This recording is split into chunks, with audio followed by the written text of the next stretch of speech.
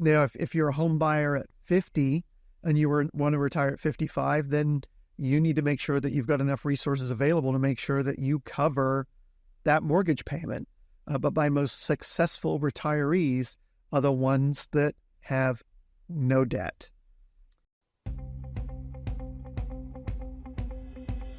Your relationship with money matters. I'm Michelle Perkins, and this is the Money and You podcast, where I will be breaking down your relationship with money, offering tough love money tips, and a money dating plan that will focus on lifting the barriers to success to help pave the way for better money practices and increased wealth. It's time to take control to live a limit-free life. It starts today.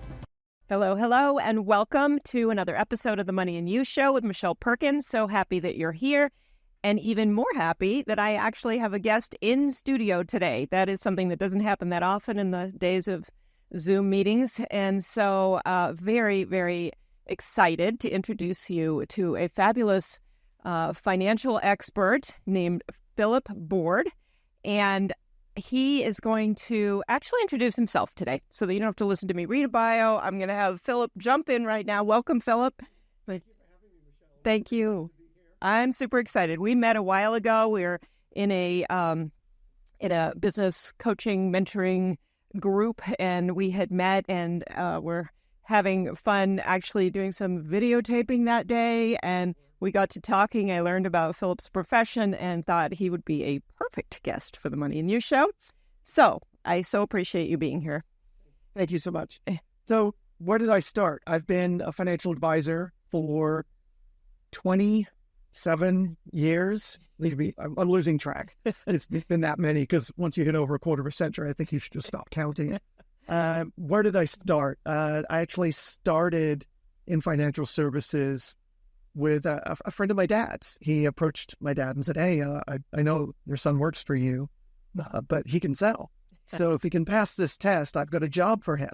And I was like, "Oh, yeah." And at the time, Wall Street, the first one, had come out, and those guys were driving really nice cars. And I thought, as a 20-something, I would love to have a really nice car. So I end up taking what is the Series 7 and pass the test. And I show up, and I'm like, "I passed." And they said, here's your desk. And it was a small cubicle with a phone and a phone book. And he said, pick up on the letter D's because the last guy finished on the letter C's. So that's where I started. Fast forward, I started my own company a couple of years after that. At the time, I guess I was on a cutting edge because I started in the front room of a house I was renting with 3 other guys. Wow. On a shoestring budget. And I mean, absolutely shoestring.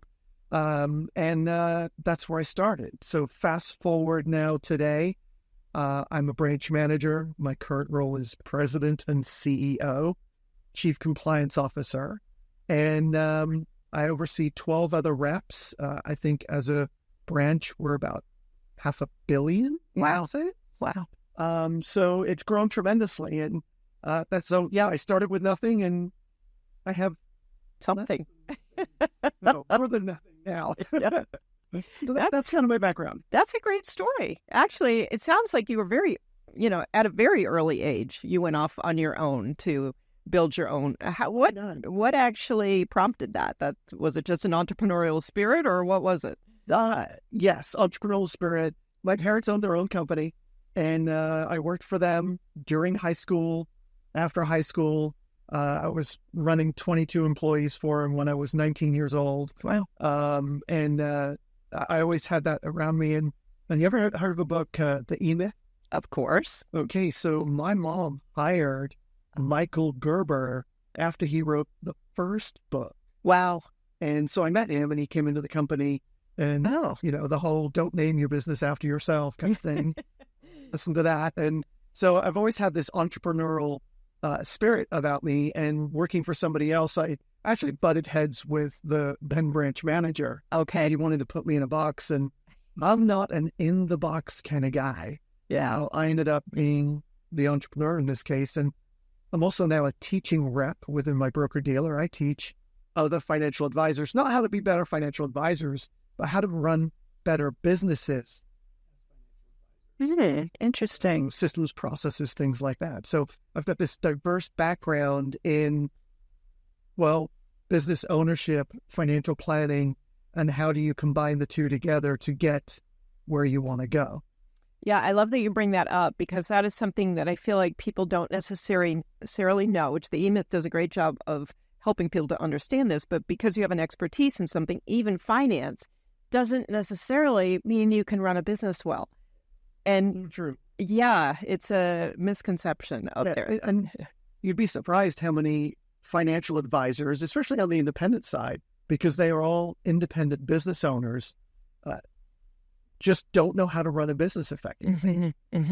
So it's a unique talent. I would say 5% are really good at running the business and being a financial advisor. Yeah. The other 95 are trying really hard.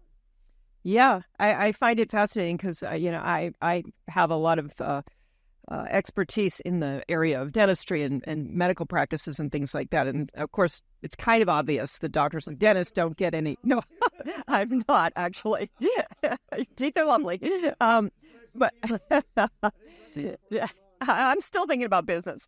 So, but they don't know how to run a business. But people they get that. But financial people, I think people would assume differently. So the E-Myth is, I'm glad you brought that up too, because a really excellent book for anyone starting a business or having started a business and, feeling like maybe it's not going exactly as they wanted. Other in this coaching program, it's really quite common. So anyone out there that's, starting a business, running it, and you find yourself that you kind of are just punching on this ceiling and beating your head against the wall. And the reason you're going to end up being successful is because you just keep doing it. Just keep turning over new rocks. Don't give up. So starting a business it's really hard, but it pays off if you're consistent and you stay with it. Just like going back to money and savings and investing. It's the same thing. It's got to be consistent. Yeah, well, that's a good segue. So let's move back to money. I am curious because this is where my mind goes. My mind really doesn't go to teeth, but my mind goes to money. And when you're talking about financial planners actually needing some help with running their businesses, I'm thinking the piece that's always left out is understanding your own relationship with money, which is a lot of what this show is about. And I think those financial people, while they have a lot of practical knowledge and skills and everything, don't necessarily understand that relationship piece or even their own relationship with money. Possibly, but I'm not going to 100% agree with you on that. I would say a lot of them actually have a pretty good relationship with money. But there's a saying in my industry, and it's you can have two types of experience. You can have an advisor with 20 years of unique experience, meaning that they're growing each year, and you can have an advisor with the same 20 years of experience, meaning it's the same year over and over again. That's very interesting. And I would say that's not just within my industry. I think it's potentially anywhere. There's a reason people don't launch or grow, as the case may be. But I think a lot of financial advisors, they have a great knowledge when it comes to investing, but when it comes to running a business and guiding a business owner on their investments is slightly different. Yeah. I think. Okay. Yeah, I usually am sort of curious about people's, their old money beliefs that show up in their business building, whether that's, you should never have debt or, and some people are like, yeah, debt's the only way, I'll be able to build my business. And so people are just coming at this from different belief systems. I would say a lot of that happens around the kitchen table growing up, I think. Yeah, exactly. Is where money comes in. In my own life, I'm an older dad. So we adopted both of our girls. They're currently 12 and 14, almost 15 as of the time of this recording. And I'm in my I'm past my mid-50s at this point, which is frightening to say. I don't know when that happened. So the conversations we're having, like a lot of people have their kids young and they say, oh, we can't afford that. Our story is different. We went through that. We can't afford it when it was just my wife and I, when we were starting everything. So now the vernacular we use with our children is it's not in the budget to make them think about money. That being said, my youngest daughter a few years ago, she broke something. And I'm like, well, that was silly. Why did you break that? She goes, well, don't worry. Amazon will send us a new one. And we're like, well, what do you mean? They go, well, it'll just show up. They'll send me a new one. And not realizing, I said, do you know that somebody has to pay Amazon to do that? And she said, no. Had no idea that somebody paid the bill behind the scenes. They don't see. I think this is a statement of our cashless society. Yeah. Kids don't see money changing hands. We order on Amazon, it just shows up. No money was changed hands because mom or dad paid the bill online. Yeah. Right? Yeah. Even ordering food, it just shows up because we're in this almost cashless society. So I don't think kids really understand what that is. And back to trying to keep on track because I'm a little bit of a squirrel. I'll meander. You're fine. This is interesting. So my older daughter, I set her up with am I allowed to say a brand name of something on here? Okay, it was a Capital One money account. It's a kid's money account. And I just have been transferring money into it. And then once she turned, I think it was 13, she got a debit card with her money. And recently she was hitting me up for something. She's like, Dad, I really want this. And I'm like, well, it's not Christmas. It's not your birthday. And being an adoptive family, we celebrate Gotcha Day, which is the day we met them. So I'm like, it's not one of those three things. So explain to me, well, because Dad, I really want it. And I said, well, if you want it bad enough, you'll use your money. And she kept at me for about 2 weeks. And after about 2.5 weeks, she's like, okay, how do I pay for it on Amazon with my money?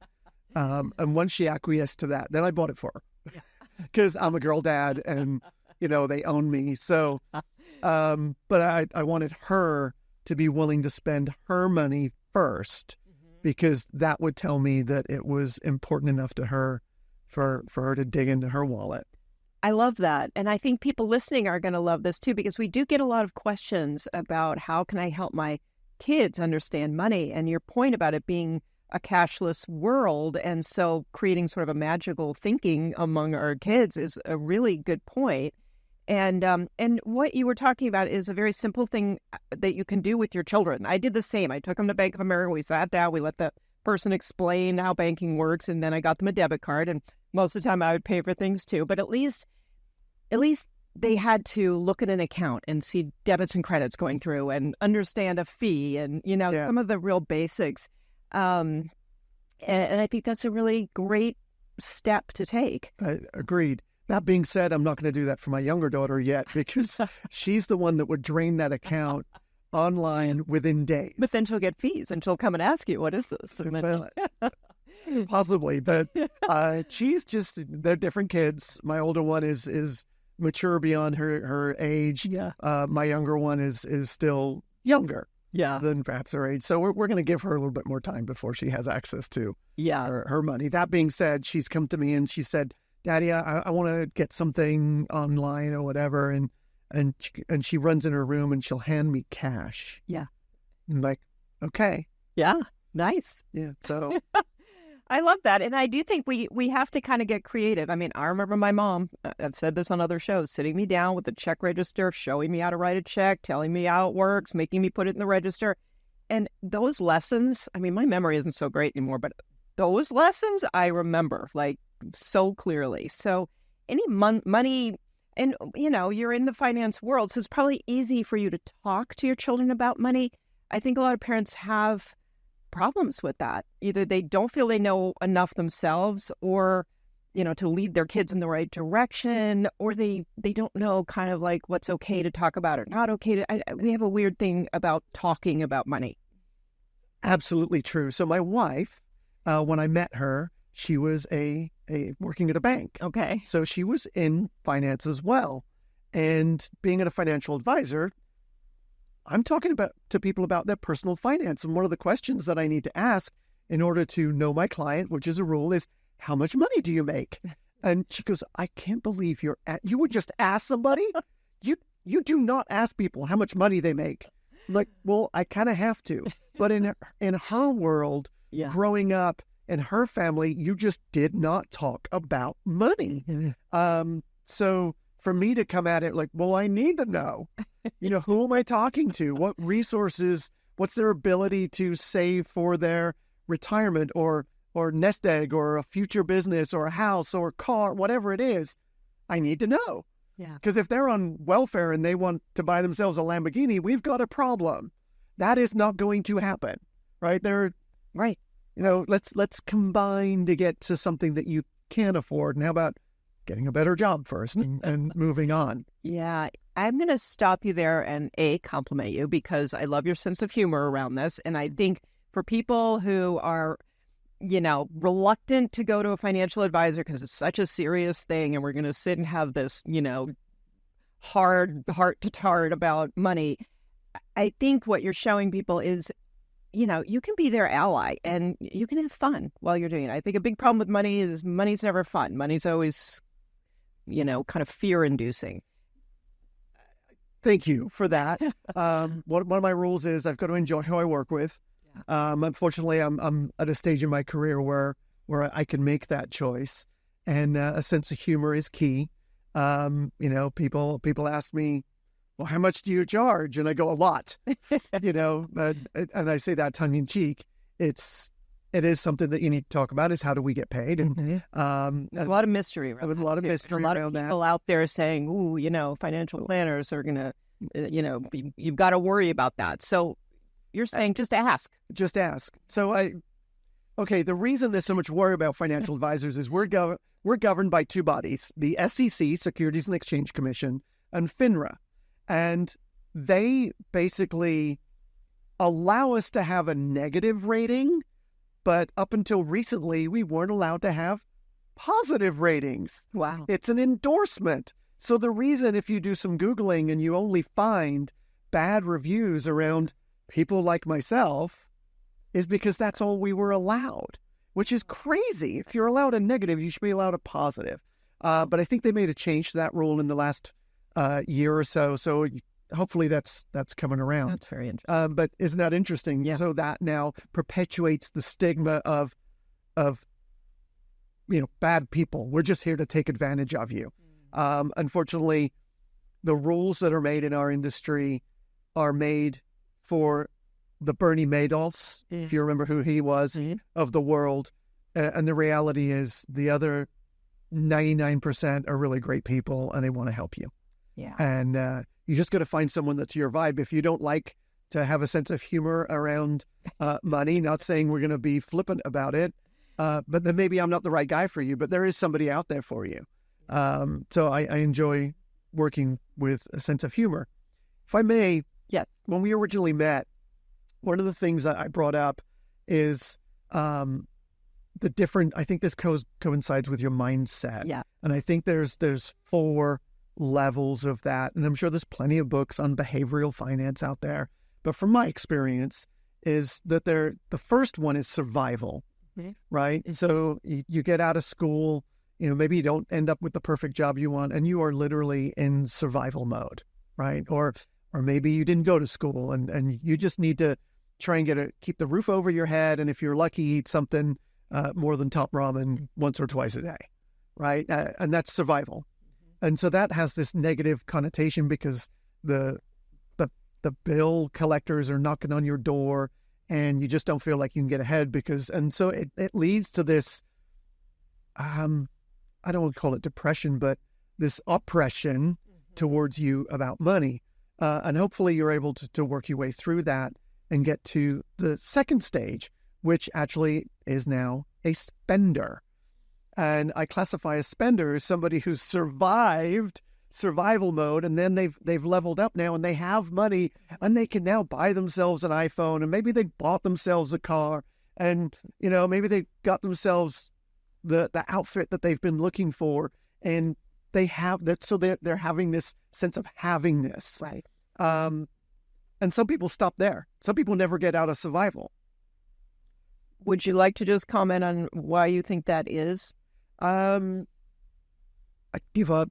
I think they give up. They just get beat up, and maybe you don't have the right people around you.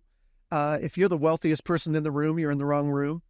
If you're the smartest person about money in the room, you're in the wrong room. Level up your friends. Hang out with people that have a little bit more than you, and you work your way up. That doesn't mean to say if you're fresh out of college, go see if you can latch yourself to Elon Musk, a billionaire. You've got nothing in common. I mean, don't be wrong. I'm a fan myself. I love the way he builds companies. But find somebody who's already been through what you're going through, and heck, ask him for advice. Ask him for help. People love to help people, and if they won't help you, then they're not the right people. Yeah, that's great advice. And just to piggyback on that, we do have some of our own glass ceilings. So I think when you suddenly do buy the car and the outfit and everything, you might just think, wow, I've made it. But you might not yet be able to think beyond that. So when you feel like you're there, I think that's when you start asking the questions of, now what? Yeah, exactly. Right. So great question. So from there, the next phase of that is you move up from spender, and hopefully you move into saver. So a saver, well, when I'm talking about people that come to me and they have money, they've saved money, I can classify them quite simply. You can argue that the market goes down once in every 5 years. Okay. Right. My savers are more worried about the 1 in 5 than they are the other 4. They're more worried about losing money. And I think it's part of that. I don't want to go back to being the in survival or in they just don't want to go back to survival. Let's skip spender. Yeah. The chances are maybe they went straight from survival to saver, and they skipped spender. A lot of people do, right? So those people are more worried about not losing money. But then there's the fourth, what I call a grower, which is what I am. And I would say anyone that owns their own business, you're a grower. Business isn't always going to be good, and it's probably going to be bad 1 in 5 years. Mm-hmm. But how do you capitalize on the other 4? What do I have to do to make sure that I make enough money in these 4 that this one, we get over it? So that's what I would classify as the 4 types of money mindsets. Thank you. Yeah. I do remember us talking about this, and I was hoping that you would bring it up, because I think of it, it definitely I think of them as phases, and within each phase, there's a set of mindsets that I think people in that phase tend to have. Correct. The survival one is really interesting, because especially if you came from that originally, you bring a lot with you, a lot of fear with you. And people are afraid of investing as well, because you could lose. And I love what you're saying about out of the 5 things, it's the one negative time that you're going to focus on, which is such human nature to focus on that one negative comment that you get on your Yelp, and you've got, 100 great ones, and then suddenly they disappear, and it's just that one that matters to you.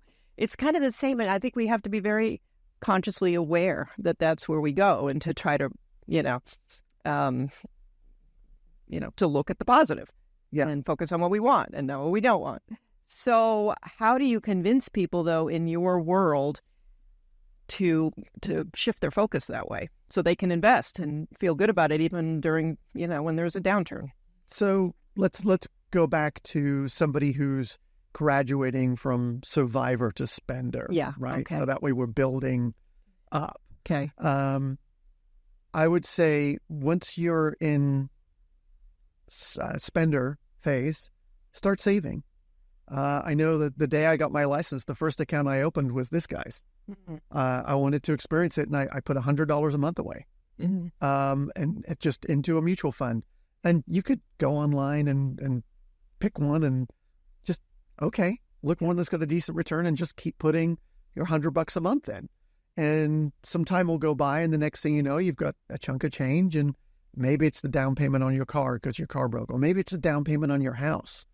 Who knows? But that's the first thing I would recommend you do.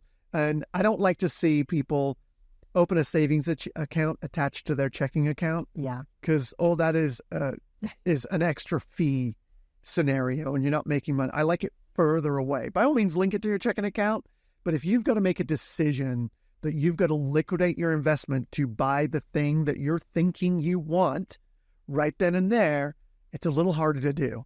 So once removed, rather than, it's inside my bank. If I spend too much on my checking account, they automatically pull it in for me at no cost. Yeah. No, that's not long-term savings. It's just an extension of your checking account. So I would start there, because now you're getting into this habit and at first it feels like you put $100 a month away and you're like, well, that's $1,200 in a year. Yay. Mm-hmm. But you do that for a few years. Next thing you know, it's grown some, and maybe it's $5,000 or $10,000, or maybe you increase it. Mm-hmm. And now you notice that it starts to move when the market goes the right direction, which it does more often than not. And so that's phasing into that, from that spender to that saver mode. I love all of that. I wanted just to ask you, because I do think some financial experts out there would have you go from survival to saver to spender. Like, that's your reward for saving. I personally feel I don't necessarily agree with that, but I think you can do a little of both, which I think is what you're describing. It is. And the reason I put them in that order is I've been doing this for 25 plus years, and I have noticed that there is, when you go from this phase in your life of not having to now being able to afford to breathe a little bit, mm-hmm. the last thing you want to do is put yourself back in the position that you were right for 100% savings. And that goes with debt as well. And everyone's got their own theory on debt. Yeah. I mean, there's apps that you can use to pay off debt. And if you overspent and now you're in debt, then yeah, you kind of got to deal with it. My argument would be, don't get to the point where you're in debt over your spending in the first place. But yeah, if you can save a little bit mm-hmm. while paying down your debt, because this is what I feel. I do not have a psychiatry degree. Put that out there. Not a psychiatrist, but in witnessing what has happened is, if all you're doing is all of your extra money is going to pay down debt, and then the transmission goes out in your car. Yeah. And it's $2,000. Yeah. And you have no cash. And guess what you're going to do? You're going to reach in your pocket and you're going to pull out the credit card you just spent months paying off. Right. Right? Because you have no savings. So by putting money in savings each month, maybe a little investment account, something small, plenty of places online you can go. I got to admit, not my average client is looking to put $100 a month away. But there's plenty of places where you can do that, and very reasonably, free, I think. Yeah. So by doing that, the transmission goes out, and maybe you've got $1,800 in cash you can get your hands on, mm-hmm. and then you're only hitting $200 on the credit card, which isn't as bad, right? And I think that's a psychological. So much of this is emotional and psychological, and I agree with you. And I think that feeling of, I didn't go right back to maxing out my card. Like, because you do that too many times, you start to feel like it's always going to be that way. Defeat. And it's very costly every time you're maxing out your card and paying it slowly. And I think, when it comes to things like the little more spiritual side of money or a little law of attraction stuff here, you need to start developing, especially if you've been in this survival mode. Money doesn't feel so good. It feels like a threat all the time. Mm-hmm. And you start being able to buy yourself some things or feel like money, is a positive sometimes. It starts that feel-good vibration, I think, is very important to build momentum. I agree. With money. It is. Thank you. It is. I'll agree with you entirely. So, so we were just talking about debt. One of the thoughts I have is when I see people retire, and the ones that have retired most successfully retire without debt. Mm-hmm. Now, the only exception to that would be is if you got a mortgage and you're paying under 2% for it, never pay that thing off early. Yeah. That's chances are you're out earning that by a lot with your investments. But if you're a home buyer now and you're getting into a higher interest rate environment, work hard to pay that down and off by retirement. Avoid home equity lines, avoid refinancing to pay off high interest debt. Don't get the debt in the first place. But if you have to, I guess that's one thing. Now, are you saying this because the interest rates are high? If they were low, like they were a few years ago, would you still be saying this? I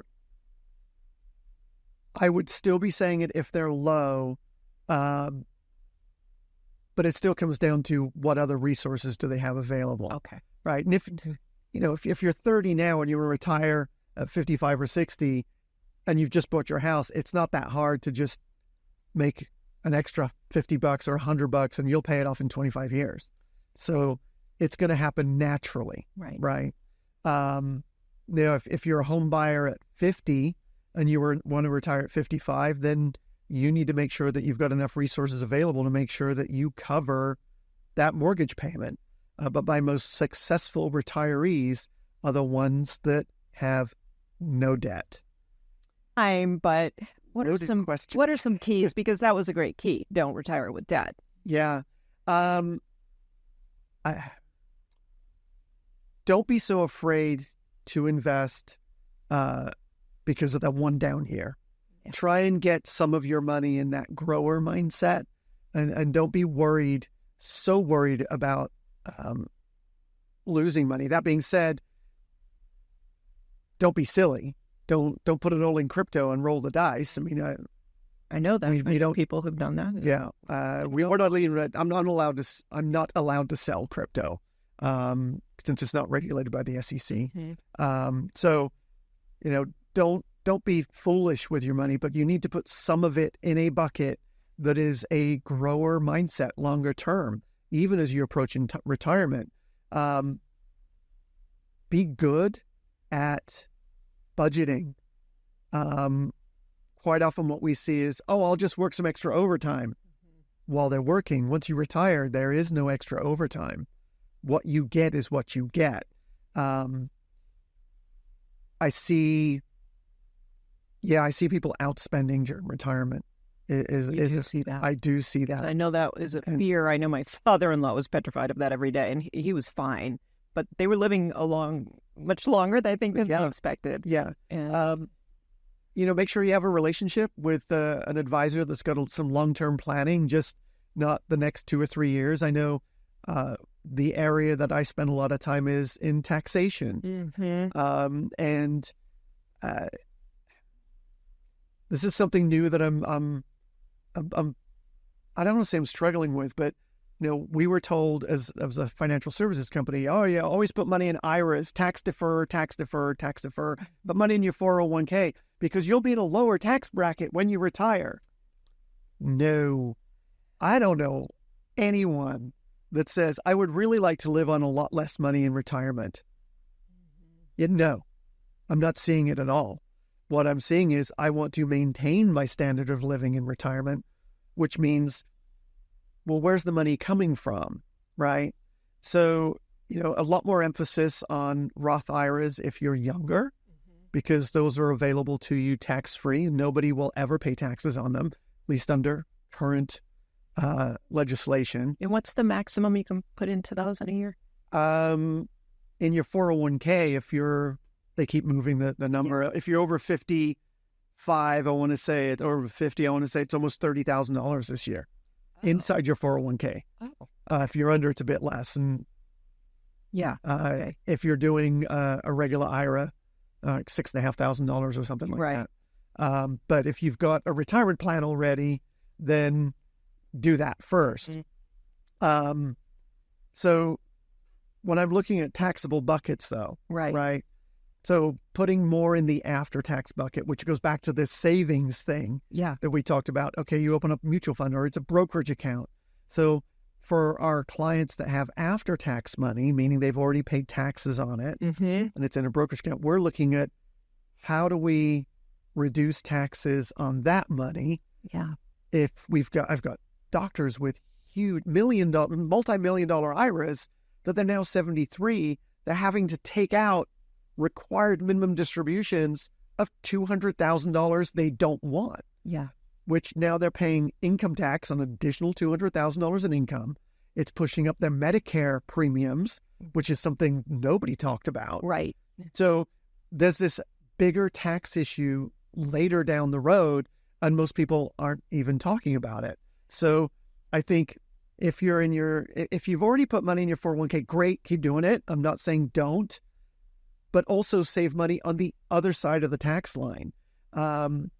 Because I see people that they're 401k rich, yeah, and cash poor, yeah, and then they use their 401k as a revolving. Oh, I just took a loan out, and they took $50,000 out, and they spent it on something. Now they spend the next 4 years paying it back, and as soon as it's paid back, they do it again. Yeah, and I don't even know. Are you taxed on that when you take it out for that purpose, or is it still while you still work for them, it is a non-taxable event because it is a loan. Okay. However, if you leave that employer and that loan is outstanding, it's a taxable event. And if you're under the age of 59 and a half, there's a 10% early withdrawal penalty. Interesting. So if you took a loan and then switched employers, you get a $50,000 outstanding loan, you owe all the taxes on that. So about $10,000 plus another 10%. So now it's $15,000 in tax, and yeah, congratulations, figure out how to pay it. So I try and avoid. In fact, for our own 401k, I think it's written in our document, but I do not publish that they can do it because I don't want them to. I think it's bad planning. Yeah.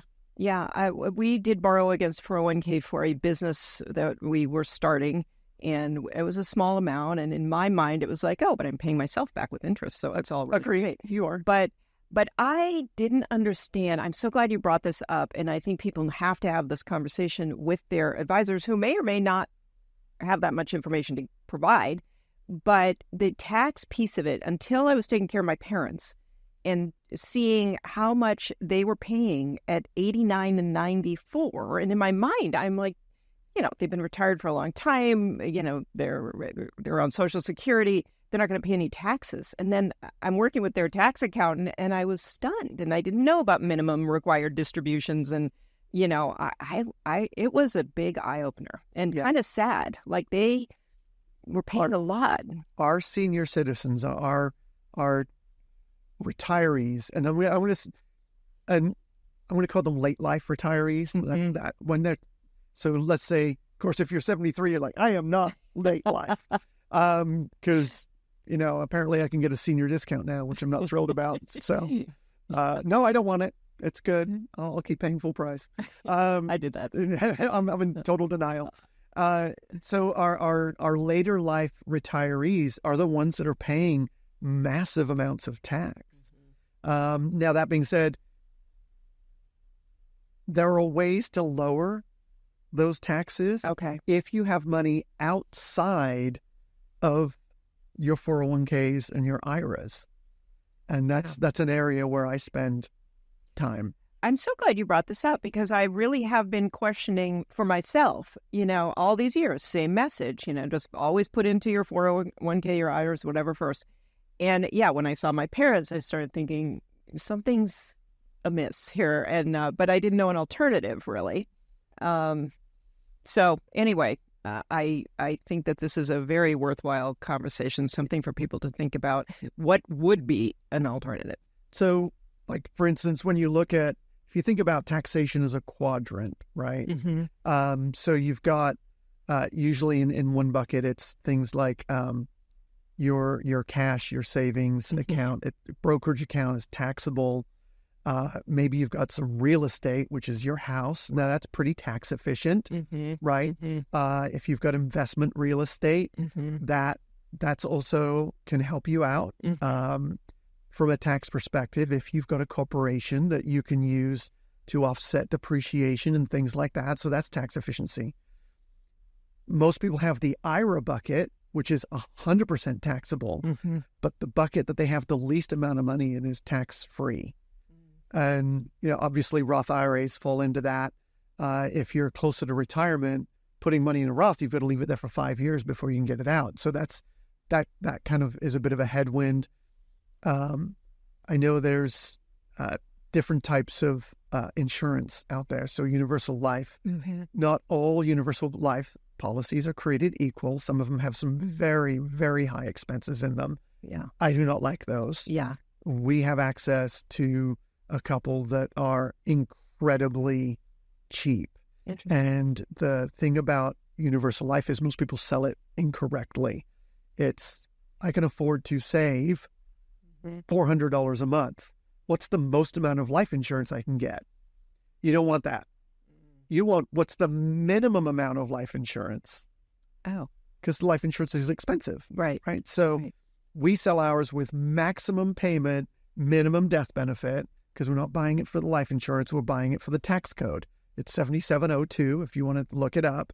And what it allows you to do is put large amounts of money into this. Now, there's no tax deduction for it going in. Okay. But when you take it out, the ones that we have, if you own it more than 10 years, there's a zero interest rate on borrowing the money out. So now you've got this tax-free bucket. So now what do you do with that, right? Right. You've got this bucket of money that has no taxes. First of all, if you take $50,000 out, it's not going to affect your RMDs, your Medicare premiums, or any other income tax that you have. So that's good. Yeah. But maybe you could use it to pay the tax on the RMD. So now you can maybe accelerate your required minimum distributions and pay the taxes now rather than later. So you've got that window of Medicare premiums. You've got to apply for Medicare at 65. Right. Yes, you're going to have income that's going to affect them. And it's for 2 years. They look back 2 years on your Medicare premium. So if you're depending on when you're retiring, there's a little bit of thought that needs to go in saying, okay, when and how do we draw that money out to get, in a perfect world, you want to be in a place where you pay almost no tax the later you are in retirement. Yeah.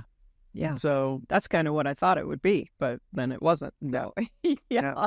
So that kind of strategy, and this is where people try to save money by doing things like taxes themselves, but you have no ability to strategize in the way a person who's knowledgeable about taxes would, or a financial advisor who understands how everything works together. And so I really think that's where you need the help and the support. I would 100% agree. I actually was sitting down with a couple of CPAs last week, and not all CPAs are created equal. Right. Some of them are literally tax preparers, which is you show up with your documentation, they put it in a spreadsheet, and you either owe or are getting back this. And oh, by the way, you should have done this last year. Yeah. That's what a lot of people do. That's your, I go visit H&R Block, and that's probably appropriate for a lot of people that just have straight up W-2 income. Mm-hmm. If you're starting a business, I would definitely get a relationship with a CPA because they know, and you want one that is more about, in fact, the one I met with last week, he said, we completely changed our practice. It used to be that I'd sit with them, I'd gather the data and go, great, and I'd send them you either owe or you're going to receive. Yeah. Right? That's it. He goes, we changed it entirely. Now, somebody else in the office meets with the client, gathers all the data, it goes into the tax prep software that they use, and then the CPA meets with the taxpayer to say, okay, what else can we do? Do you own a business? Did you have these other deductions? And if you've got the right combination of investments, like if you're an S corp and you have rental property, you get depreciation from the rental property that offsets the income that comes over the top of the S corp.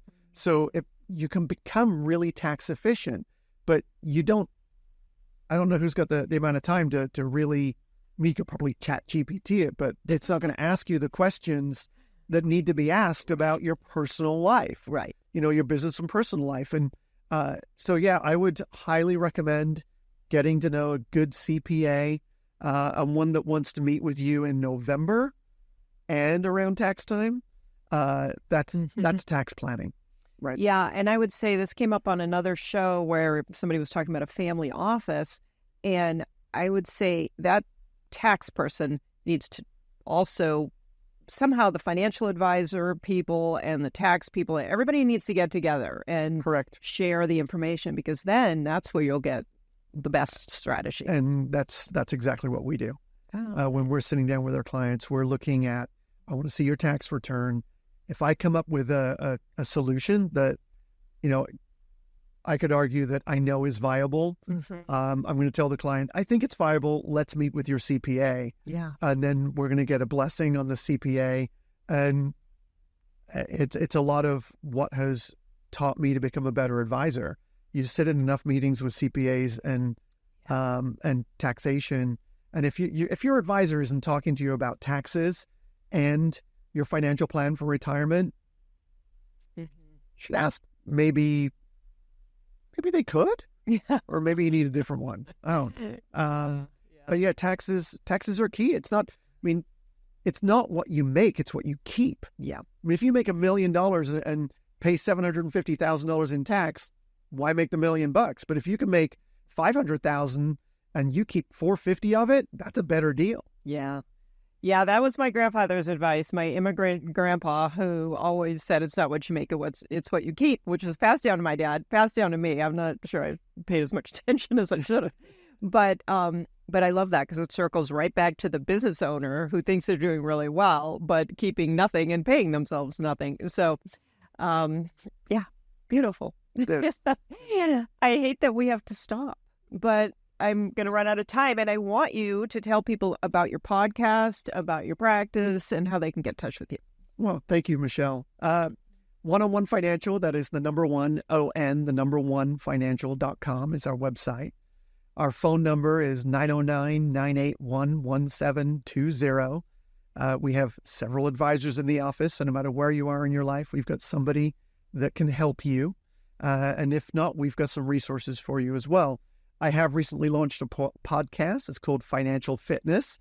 We've recorded 5 episodes as of this filming, but none of them are live yet, but they will be soon. So I'll share that link with you when it comes available.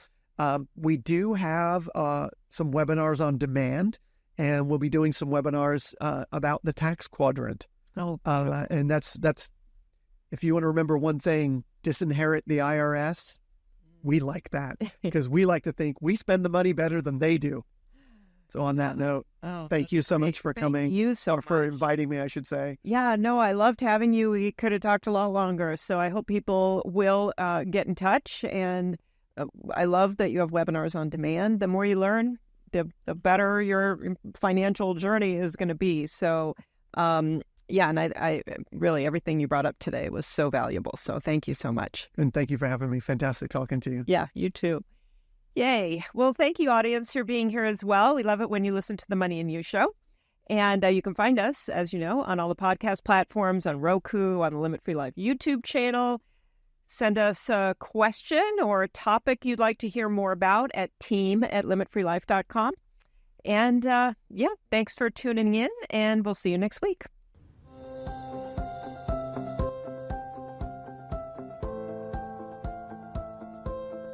Thank you. That was fun.